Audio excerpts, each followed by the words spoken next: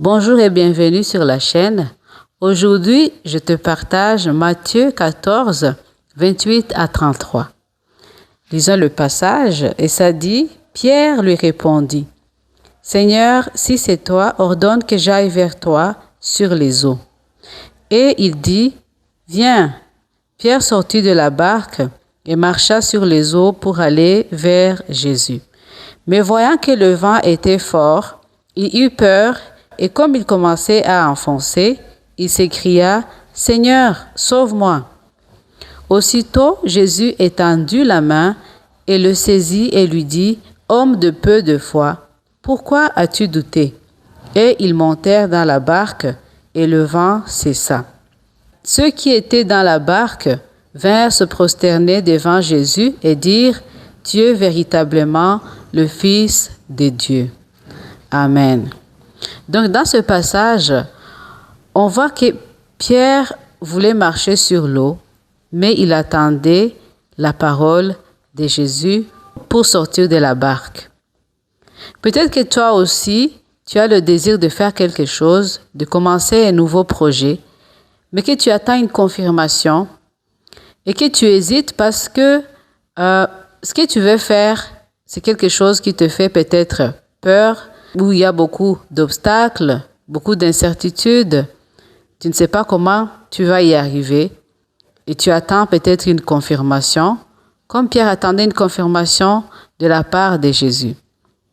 Mais si tu as une idée ou un désir qui ne te quitte pas, au point où tu n'as plus la paix, ou que tu as reçu une parole qui te dit de faire quelque chose, que tu es convaincu dans ton cœur que c'est Jésus qui veut que tu commences ce projet, sors de la barque comme Pierre, sors de ton confort, sors de tout ce que tu contrôles, sors de tes habitudes et commence à marcher sur l'eau. Marcher sur l'eau, ça veut dire que c'est marcher par la foi. Parce que l'eau peut représenter l'incertitude. C'est dangereux, ça fait peur de marcher dans l'inconnu, dans l'incertitude.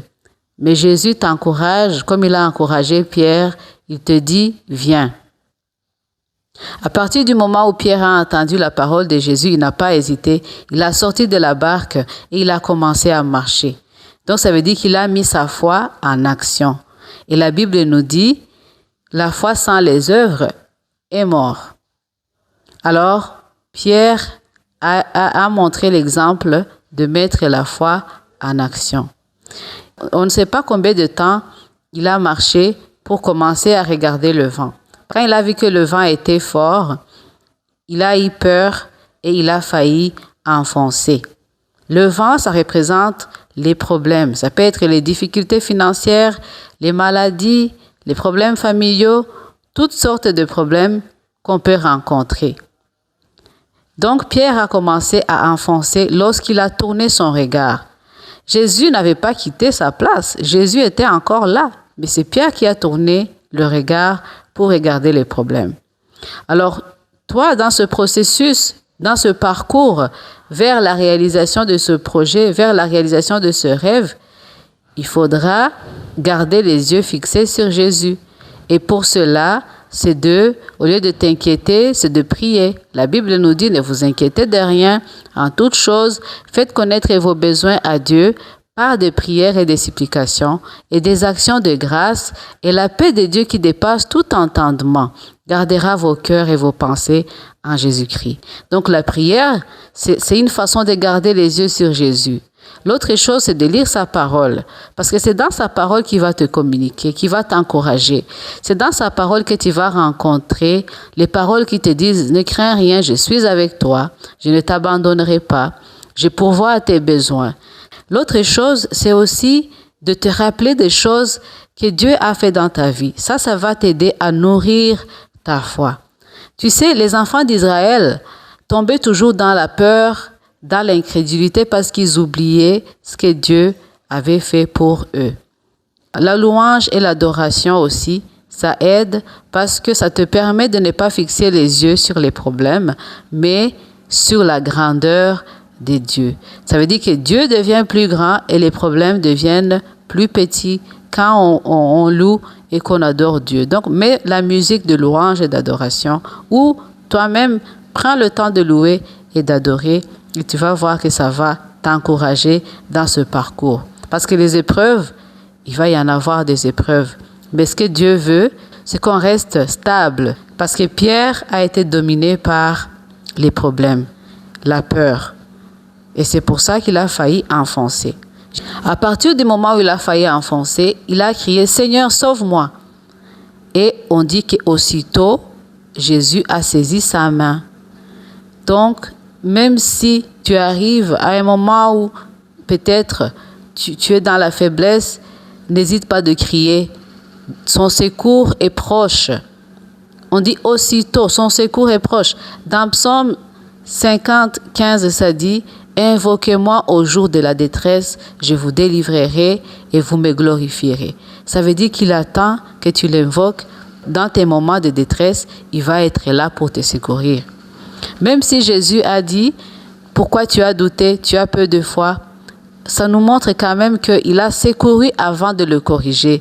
Ça veut dire que sa grâce vient avant la correction. Il a secouru Pierre avant de le corriger. Il a constaté que sa foi était encore peu. Et ça, c'est sûr que Jésus, il veut que notre foi grandisse. Il veut que nous vivions par la foi. La Bible nous dit qu'il est impossible de plaire à Dieu sans la foi. Pierre avait la foi, sauf que sa foi affaiblit à un moment donné. Si tu marches par la foi, tu vas plaire à Dieu et tu sais que Jésus va être là pour te secourir. Il ne t'abandonnera pas. Il a saisi la main de Pierre et ils sont montés dans la barque. La Bible nous dit au verset 32 que lorsqu'ils sont montés dans la barque, le vent a cessé. Donc le calme était rétabli. Dans ce processus ou dans ce projet, c'est de marcher par la foi tout en sachant que tu as un appui solide. Jésus, c'est un appui solide. Il a le pouvoir d'arrêter la tempête. Il a arrêté cette tempête. Le calme est revenu. Donc, il n'y a rien que tu vas traverser qui est impossible à lui. La nature lui obéit. Il a marché sur l'eau et il a arrêté cette tempête. On nous dit au verset 33 que les disciples se sont prosternés devant lui après cette expérience. Ils ont dit « Tu es vraiment le Fils de Dieu ». Donc, ça veut dire qu'ils venaient de découvrir un autre aspect de sa personnalité qu'ils ne savaient pas. Ils ont découvert que la nature lui obéit. Donc, ça veut dire que toi aussi, après cette expérience, non seulement tu vas vivre le miracle de réaliser ce qui te semblait impossible.